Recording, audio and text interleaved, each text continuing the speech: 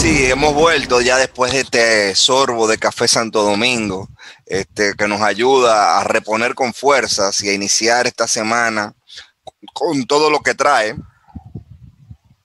Miren, la gente está esperando después de este estado de emergencia, que gracias a Dios fue concedido sin problemas ni mayores disputas, porque tenemos que ver que lamentablemente el periodo de la pandemia nos agarró en un tema electoral y en una contienda electoral, y eso dificultaba todo.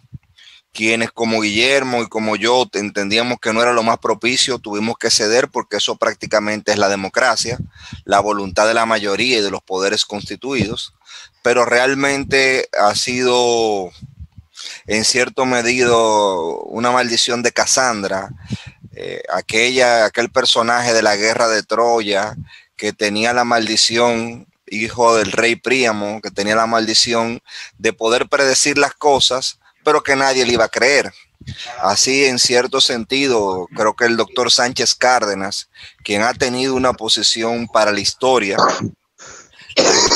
no se ha dado cuenta del todo la posición histórica que ha tenido el doctor Sánchez Cárdenas, que en medio de una contienda electoral le tocó y le ha tocado tomar medidas drásticas y medidas que permitiesen reducir como se redujo en su momento y contener esa curva, y quien se opuso a las manifestaciones políticas, sea de quien sea, él desde su posición de ministro, es un reconocimiento que hay que hacerle. Y como dije, Guillermo fue sobre todo el más enfático, que desde el principio señalaba cómo un periodo de pandemia iba a generar una limitación a la expresión de la voluntad general, y la realidad le dio la razón, un 50% de abstención, y sobre todo hemos visto cómo los candidatos y personas electas que participaron en el torneo político están cayendo víctimas de la enfermedad. Está el caso de la hospitalización de Abel Martínez en Santiago. Está el caso de... Eso lo desmintieron, ¿eh? La hospitalización de Abel Martínez. Él es positivo, pero no está hospitalizado. Vi un video, vi una información donde decía que no, que él estaba despachando allá en su... ¿Pero tenía el COVID o no? No, dice que no. Bueno, Franklin Rodríguez sí confirmó que él y su esposa tienen el COVID. Senadora, hay una diputada electa que murió, claro. Que murió del COVID también. Hay otra diputada electa del PLD en Nagua que también fue confirmado que tiene el COVID. Entonces, si no es el caso de Abel Martínez, nos alegramos de que no tenga esa enfermedad. De igual manera nos llegó la información del juez, el magistrado Alejandro Bello, que está enfermo de COVID, a quien le deseamos también una pronta recuperación, profesor y magistrado, un gran ser humano, que nos dicen que tiene una afección del COVID. Esperamos que no sea tan grave. Pero el tema es, profesor, que el periodo de campaña electoral es un oxímoron, es una contradicción con el distanciamiento social, porque toda campaña política implica un proceso de persuasión con la gente, y el método tradicional, dada nuestra cultura, dada la tradición, es el contacto. Entonces, el hecho de que hubiese una campaña electoral iba a generar, como generó, estas consecuencias. Ahora viene un estado de emergencia, por lo menos ya mezquindades propias de la campaña política fueron eliminadas y se otorgó el estado de emergencia. Pero es una situación delicada. La gente está pendiente de cuáles son las medidas que van a tomar. Y yo siempre he puesto el caso de Cuba en materia de salud pública. A propósito de la pandemia, yo quería tener más información de qué habían sido los métodos que habían utilizado los cubanos. Y la realidad es, y así lo vemos en varios reportajes internacionales, inclusive uno que le recomiendo al público que busque en Russia Today, en RT, que Cuba ha podido hacerle frente a la pandemia con los escasos recursos que tiene, haciendo uso de la disciplina y sobre todo de un criterio que es el que quiero compartir acá, y es que a la finalidad del Estado cubano y del sistema político cubano no responder al afán de lucro, el combate a la pandemia ha sido diferente. O sea, no solamente estoy hablando de que es una decisión del gobierno, sino que el Estado cubano, su diseño, no busca la acumulación ni el lucro por el lucro. a diferencia de muchos estados que tenemos otro tipo de finalidad, sobre todo los que tenemos un sistema capitalista. Ojo, no digo que el capitalismo sea malo, pero si ese capitalismo salvaje que busca hacer de una tragedia una generación de lucro, eso que usted llama del desastre o del shock, que cuando llega la tragedia, como dice Naomi Klein, lo que hace es que se aprovecha, como hizo en Indonesia. Vino una tragedia, vino un tsunami, ¿cómo podemos sacar provecho? Hay una lógica de farmacéutica y de grandes laboratorios de cómo sacar provecho de la tragedia, y esa lógica a veces guía a los actores en los lugares. Aquí, por ejemplo, nos encontramos con un grupo de personas que, sin ser emprendedores, se dedicaron a comercializar la mascarilla. Y en principio de la pandemia hubo una acaparación de las mascarillas y una especulación con la mascarilla, y comenzaron a comprar, porque yo conozco algunos que se hicieron de dinero, pero así como se hicieron de dinero, de buenas a primeras tienen las mascarillas en su casa, porque compraron a sobreprecio con el afán de acaparar y de especular, y ahí tienen todas las mascarillas en su casa porque bajaron de precio. El mercado tiende a regularse cuando es un mercado más o menos eficiente y hay una gran cantidad de consumidores y hay una gran cantidad de productores. Entonces, inmediatamente pasó ese primer periodo, se reguló el precio por la oferta y la demanda, y esta gente que estaban acaparando y queriendo sacar beneficio de la tragedia se han quedado con sus mascarillas, y ahí van donde el Estado y le dice: Estado, protéjame, que somos emprendedores. Usted no es emprendedor, usted estaba especulando con esa actividad. Entonces, esa característica de maximización del lucro, no importa qué, es una característica que hay que matizarla, que hay que verla, y que esta pandemia debe de enseñarnos cómo nosotros hemos modelado sistemas de salud que no tienen como finalidad beneficiar al ser humano. Y ese es el grave problema. Como usted tiene, por ejemplo, en República Dominicana, pese a todo, una ley de seguridad social hecha en el 2001, ojo, porque la gente ahora viene y me plantea el tema de las AFP y me dice que la distorsión grande que hay. Yo estoy de acuerdo con que es una gran distorsión, pero usted sabe quién fue el primero en ponerle un cotejo a esa distorsión y en tratar de enderezarla. Fue el presidente Medina, que impulsó una ley de febrero de este año, antes de la pandemia, que buscaba darle fortaleza a los instrumentos del sector público, como son la Tesorería de la Seguridad Social y la DIDA, la Información y Defensa de los Afiliados, la Dirección de Información y Defensa de los Afiliados. Ojalá es un programa muy interesante sobre la implementación de esa ley, donde se explicó cómo se desmontaba a 10 años unos beneficios exorbitantes que iban a parar hacia las AFP. Pero esa modificación que se hizo en el 20 de cara a regularlo, y esa distorsión que se creó en el 2001, no pueden ser solucionadas con una medida populista como la que muchos sectores proponen del 30%. Y no es que yo no quiera dinero y no es que uno quiera beneficiar a las AFP, porque para nada, vuelvo y repito, mi oposición a lo que se hizo en el 2001 y mi apoyo a cómo comenzaron a recortársele en este 2020 con esa ley que fortalecía instrumentos públicos y que le quitaba y desmontaba algunos de los beneficios que eran exponenciales a la AFP. Mi problema no es que te devuelvan el 30%, es lo que eso puede generar. Y veo al señor Botello este fin de semana en manifestaciones multitudinarias violando el distanciamiento social, porque ese señor ha sido experto en eso. Le mintió al pueblo y dijo que él le dio 3 veces el coronavirus y que no ha dicho nada. Sin embargo, vamos a tomarle la palabra e imaginarnos que fue verdad que le dio 3 veces el coronavirus. ¿Qué hacía él convocando gente y una manifestación masiva para que le den el 30%? Eso lo que puede generar es un espiral inflacionario en República Dominicana, porque la gente con eso va a demandar bienes y servicios y va a aumentar el consumo de dólares, o sea, va a buscar dólares tarde o temprano, porque cuando usted demanda bienes y servicios, termina eso buscando dólares, en un momento en que nuestra economía está tan golpeada producto de esta pandemia.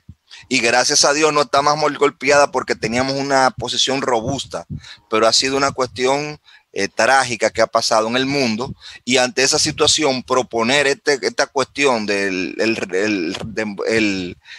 se le entregue el 30% a las personas es verdaderamente penoso y preocupante, sobre todo que uno sabe que lo que mueve esto es el populismo de gente como Botello y no una propuesta real de modificar el régimen de salud en República Dominicana y llevarlo hacia sistemas como el de Cuba que tengan por finalidad el bienestar humano. Cuando digo llevarlo, digo por lo menos en el aspecto de salud. No estoy abogando por una sociedad socialista, sino, vuelvo y repito, una sociedad, sea como se llame, que ponga al ser humano en el centro de su accionar y no el beneficio de particulares.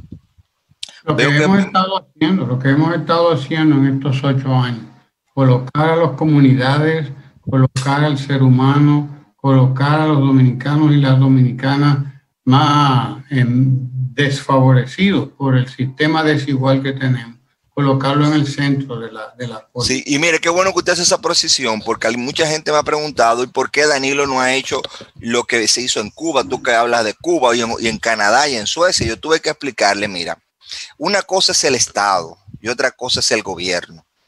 El Estado es una maquinaria que ya tiene todo planificado y el presidente Medina ocupó esa maquinaria. Lo que él ha ido haciendo fue, dentro de lo posible, ir matizando elementos. Por ejemplo, priorizando el gasto social, haciendo la redistribución de riqueza. Pero habían elementos objetivos como esa ley que, por ejemplo, él se esforzó en modificar, que venían desde el 2001, profesor. ¿Cómo usted tomar y llegar al Estado y modificar todo de golpe? Es imposible. ¿Por qué? Porque hay un contrapeso institucional, hay estructuras. Usted lo que hace es que matiza. Y el esquema que se tomó, y yo quiero que a la gente le quede claro esta parte, fue provocar derramamiento de la economía, pero no como se creía, que ella por sí sola se iba a derramar. No. Redistribuyendo la riqueza entre los pequeños y medianos empresarios, dándole acceso a negociar con el Estado. Aquí me han dicho mucha gente que el tema más difícil para el gobierno fue la corrupción. Y yo creo que sí, pero sobre todo la percepción de corrupción. Usted se encuentra con índices como el de Transparencia Internacional que se hacen sobre la base de la percepción. Y el resultado de ese índice, al ser publicado, refuerza la creencia de que hay corrupción y vuelve y se produce esa misma percepción. Y cuando se hace otra vez el análisis, sale que la gente entiende que hay corrupción. Y todo eso crea un círculo vicioso que no tiene necesariamente que ver con el modo general en que marcha el sistema. ¿Y por qué lo digo? Por el simple hecho de que pasamos de 18,000 proveedores, de menos de 18,000 proveedores, a más de 70,000 proveedores del Estado. 80,000 proveedores. Fíjese, yo me quedé atrasado porque cada cierto tiempo se iba actualizando. Quiero compartir el videíto de Banca Solidaria que lo tenemos listo. Por favor. Si está ahí a punto, tal cual me dice. Sí, ya me dice Manuel que está a punto. El de la hormiguita de Banca Solidaria, porque además de Banca Solidaria, en esta semana se lanzó el programa Crédito Verde de la Fundación Reserva del País, que es un programa de crédito dirigido a cooperativas y asociaciones para estimular prácticas amigables con el medio ambiente. Prácticas amigables, crédito dirigido a negocios cuyas prácticas es amigable con el medio ambiente. Un incentivo. Respetuosa esas prácticas del medio ambiente. Voy al video de Banca Solidaria. Vamos con Banca Solidaria. Banca Solidaria puso en funcionamiento la Hormiguita Solidaria, una unidad móvil que provee servicios crediticios en los barrios. Esta unidad móvil fue concebida para garantizarle a los microempresarios el ahorro de tiempo y dinero. La oficina está totalmente bien equipada, con la misma línea de nuestras sucursales a nivel nacional. En lugar de la gente ir a las sucursales, la Hormiguita Solidaria va donde los vecinos y vecinas emprendedores. que este servicio llegue en forma oportuna a los micros y pequeños empresarios ubicados en esa zona donde por el tipo de ubicación del barrio no hemos podido llegar. Estábamos presentando ese video sobre banca solidaria porque estábamos hablando, Guillermo, de cómo desde el Estado o desde el gobierno se induce a la redistribución de riquezas. Entonces, el programa de banca solidaria, dentro de las limitaciones que tiene el Estado, lo que buscó fue hacerle frente a ese 120% anual que significaba el 10% mensual, o a ese 240, porque aquí prestan al 20%, y si usted está muy en mala, le prestan al 40% mensual, porque le prestan al 20% quincenal, y esa realidad no la aguantaba nadie, ni la aguanta nadie. Entonces, el programa de banca solidaria fue dirigido a esos programas, a esas personas que eran víctimas de la usura. Y eso es, dentro del marco permitido, una gran política social que debe ser continuada. Pero ya aquí tenemos a el profesor Guillermo Ricard Calventi, primo de Guillón Alfred. No, a Guillón. Lo estoy esperando ya con ansia, a Guillón. Pero está pronto junto con él. Miren, quiero compartir algo porque hay cosas que en la prensa, pues, internacional, fundamentalmente en el internet, pues uno ve y como que aquí no se le presta mucha atención, por las razones que sean. Quiero referirme en particular a una información que aparece en, ¿cómo se llama esto? En RT, que da cuenta, queridos amigos, es bajo el título "Científicos advierten que la pandemia de COVID-19 estaría impulsada por eventos supercontagiadores". Y dice que según varios investigadores, podrían buscarlo en RT ahora mismo ustedes, el enorme número de infectados en ciertos eventos se debe a que algunos individuos pueden potencialmente transmitir el virus con mucho más eficacia que otros. Y el cuerpo, hay una foto de una misa en la Catedral Basílica de la Sagrada Familia de Nairobi, en Kenia. Y esto es reciente, esto es calientito. Una parte considerable de los contagios de coronavirus podrían haberse producido en un número limitado de eventos públicos. Según el Washington Post, uno de estos eventos es el que tuvo lugar en East Lansing, Michigan, Estados Unidos, donde el número de contagios se elevó rápidamente de 2 a 187 personas, 144 de las cuales se infectaron en el mismo restaurante. La funcionaria de salud local, Linda Bell, señaló que ese contagio multitudinario fue precedido por una negligencia en el distanciamiento social. Las mesas estaban separadas 1.8 metros, pero nadie estaba sentado. Actuaba un DJ, así que la gente gritaba y la pista de baile comenzó a llenarse. Y bueno, el brote de East Lansing es, al igual que el famoso caso de la iglesia Jesús Sincheonji en Corea del Sur y muchos otros, uno de los eventos supercontagiadores que desempeñan un papel importante en la propagación del COVID es este elemento. Y uno de estos médicos dice, de la Universidad de Maryland, cree que ese tipo de reuniones son el talón de Aquiles de la enfermedad. La propagación, la inmensa mayoría de los eventos supercontagiadores tienen lugar total o parcialmente en espacios cerrados. Y la gran cantidad de personas que se contagian en el mismo y al mismo tiempo, pues, fortalece la convicción de algunos científicos de que el coronavirus se propaga no solo a través de gotas relativamente grandes de fluidos, como las que se transmiten durante una conversación entre dos personas a poca distancia y sin mascarilla, sino también mediante partículas mucho menores y más numerosas que se esparcen como un aerosol. Cada vez está más claro que la pandemia está impulsada por eventos supercontagiadores. ¿Por qué pongo esto? Porque acompañado esto de esta información de otra, también procedente de los Estados Unidos, en este caso uno de los más importantes gurús de la infectología en Estados Unidos, una autoridad científica y burocrática, que dice que si en Estados Unidos, por lo menos en Estados Unidos, o en el mundo, creo que lo decía, porque es de memoria que lo voy a citar, que si todos, a partir de justo de ese momento en que él hablaba, decidían usar la mascarilla en los lugares en que se tienen que usar, etcétera, etcétera. En Estados Unidos, él afirma que en cuestión de algunas 4, 5 o 6 semanas máximo, ya se habría superado la situación crítica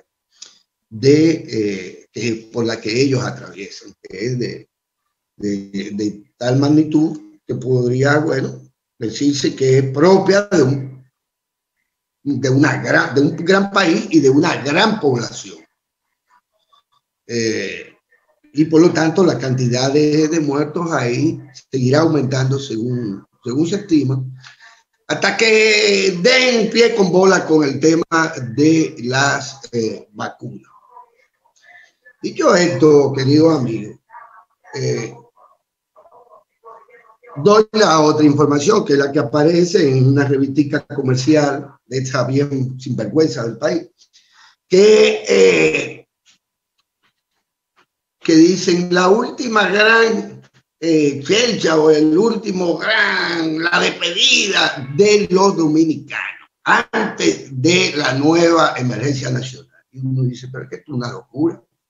Es que somos esquizofrénicos, somos bipolares, ustedes me excusan. ¿Cómo es posible que hasta anoche a las 11 fiesta y mañana gallo? Y todo el mundo en esa actitud irresponsable.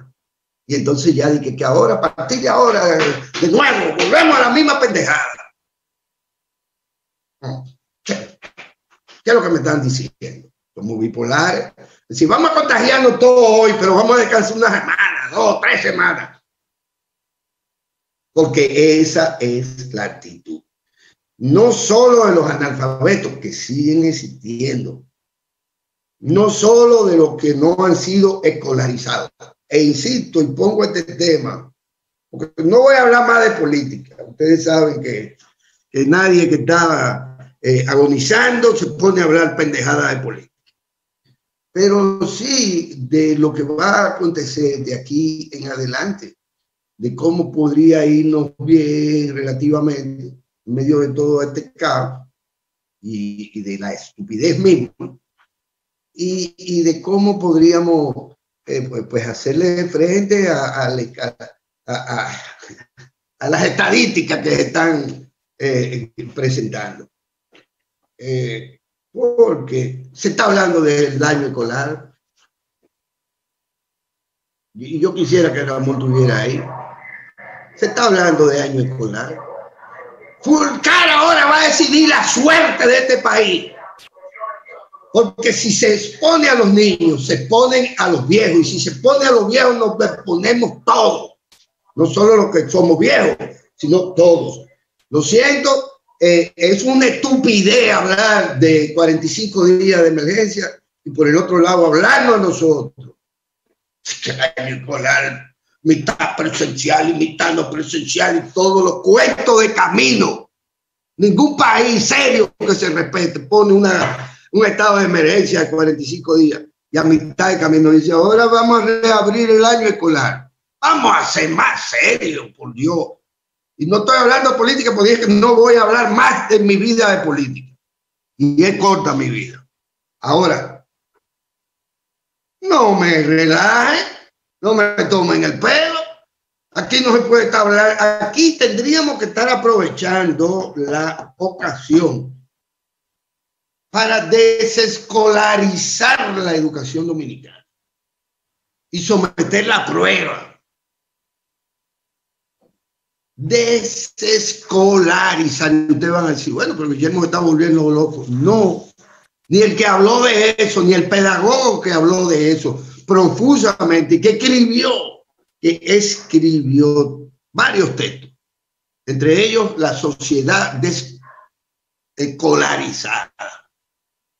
Estoy hablando de Iván Illich, un austríaco famoso, que, como dije, formuló sus propias ideas pedagógicas, teniendo en el centro precisamente ese concepto de desescolarización. Y es fascinante el tipo, este inmenso pedagogo, que entre otras cosas en su momento fue cura, si no cura, jesuita, porque los jesuitas uno no sabe si son militares o son civiles o son boy scouts, pero él fue, entre otras cosas, fue jesuita y fue expulsado de esta orden luego de renunciar en Puerto Rico, por cierto, donde había sido contratado como rector de la Universidad de Ponce, si mal no recuerdo. Fue una universidad de tipo católica. Y él descubrió, entre otras cosas, a una serie de sacerdotes universitarios. Descubrió a un sacerdote haciendo campaña y mandando a votar por un candidato en su momento. Óyeme las similitudes. Sí. Pues porque se comportan igualito, tu bendita orden esa. Eso es lo más malo que ha aparecido en la historia moderna, querido Sergio. Pero déjame soltar a los jesuitas que después los voy a coger. Son algunos miembros, porque la orden en sí no es mala. No, ¿qué va? Vamos a discutir ese tema después si tú quieres, pero dejémoslo ahí. Esa meditación de San Ignacio es muy buena. Sí, y creo a mí me gusta la de Thomas Paine, me gusta a mí. La de Thomas Paine, el padre fundador de los Estados Unidos, que reza en su tumba. Vaya usted a ver y búsquela para que usted vea lo que nos dice Thomas Paine sobre no solo ellos, pero busque lo que le va a encantar a usted el Paine este. ¿Es un mensaje de amor o de resentimiento? No, un mensaje de profunda amor. Amor y compromiso con la humanidad y con la libertad del ser humano. Pero traje el bendito tema este, amigo, porque, óyeme, a la verdad que habría ya los pedagogos nuestros, yo no sé de dónde anda José Antinor de Fiallo, yo no sé dónde anda, bueno, todos esos pedagogos de la UAS que están por allá tan lejos se han ido a quedar que uno no sabe quiénes son ni si existen o no existen. Pero ya tendríamos que estar hablando de desescolarización y no precisamente estar hablando de que estamos en estado de emergencia, pero que queremos el año escolar igualito como si estuviéramos saliendo de las vacaciones, no del estado de emergencia y de pandemia, sino que estaríamos saliendo ya de las vacaciones y otra vez para la escuela a infectarnos todos masivamente, porque no es verdad que solo hay espacios abiertos, no es verdad que puede haber distanciamiento escolar de la manera en que lo están planteando. Y no es verdad que los padres sustituyen a los maestros. No sustituyen a ningún maestro. No pueden, porque si hay profesores que todavía en ese esquema escolarizado no entienden que el maestro, y así lo plantea no solo Iván Illich, sino también que lo plantean gente como Otto también, que tenía un método bastante desescolarizado, si a eso vamos. Es decir, que no reproducía el establishment tipo que acumula valores del que quiere formarte y conducirte a través de un modo del pensamiento o del conocimiento. ¿Entiendes? Pensamiento crítico. Y obviamente dándote la libertad para que tú tengas, como decía Matías, que no me enseñes a creer, enséñame a leer. Tu función es como facilitador y como estimulador, si tú quieres, como pitocín, para que salga el talento de cada niño, el talento de cada infante, no para que a cada infante se le meta un rollo. Pues imagínense usted si no lo hacen los maestros, los profesores, como debería hacerse o aspirarse a que lo hicieran, a fungir más que como lo que son, en cierto modo, como facilitadores del estudiante, del proceso de enseñanza-aprendizaje. Pues si nosotros ellos no pueden, imagínense usted si los papás pueden. Es decir, y no lo digo por ofender ningún oficio, que el platanero puede enseñarle a su hijo. Ah, no, pero es que el platanero no tiene hijos, porque aquí se lo cortamos a ellos para que no tuvieran hijos los plataneros. No, son hijos de plataneros y son hijos de ama de casa y son hijos de salonera y son hijos de barbero y son hijos del que limpia la cloaca o de los que trabajan en Duquesa o en los vertederos de basura y son hijos de los trabajadores, no son hijos de maestros. Los maestros tienen hijos y apuesto que no son ellos los que encandilan la imaginación de sus hijos, que es lo que tiene que hacer un educador, que se respete o que esté al día. Usted sabe que lamentablemente ese proceso de los años 70 y la baja inversión en educación que siguió a la muerte de Trujillo, y sobre todo yo podría irme más lejos y decir que desde el concordato aquel comenzó el declive, pero en los años 70 esa falta de inversión pública y en los años 80 y en los años 90 aún todavía generó que el incentivo.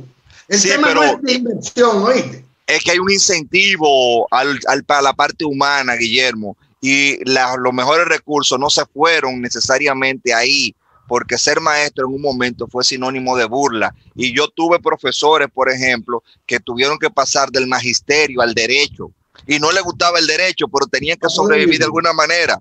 Entonces, ese daño que se hizo, matando a quienes tenían vocación de maestro, como tú dices, son personas muy particulares. Yo tengo una tía que dice que hay profesoras que son alumnas, señalándome que en la generación que ella vio después de sus maestras tenían menos capacidad. Y me ponía el ejemplo de allá del pueblo suyo, de Duvergé, donde como en Duvergé habían profesores que le habían dado clase a ella, que tenían, sin haber tenido esos títulos universitarios, tenían más formación que muchas de estas que se gradúan ahora.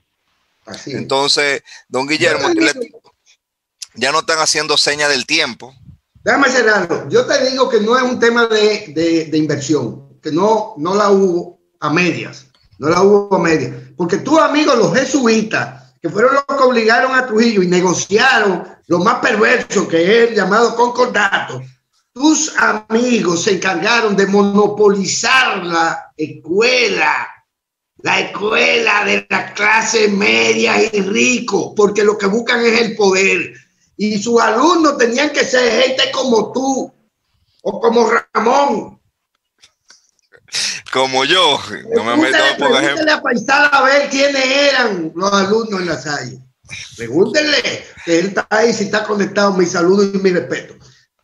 Porque es que el tema es que los jesuitas le negaron educación de calidad a la clase subalterna y la escuela nunca dio abasto más que para ellos. Mientras había un 10, un 15, un 20% de analfabetismo, ellos no eran analfabetos. A ellos le habían dado, como a ti, el catecismo. Y con el catecismo, la pastillita esa que los jesuitas le dan a todo el mundo. Guillermo, yo creo que a usted lo que le hace falta es la primera comunión que usted no hizo.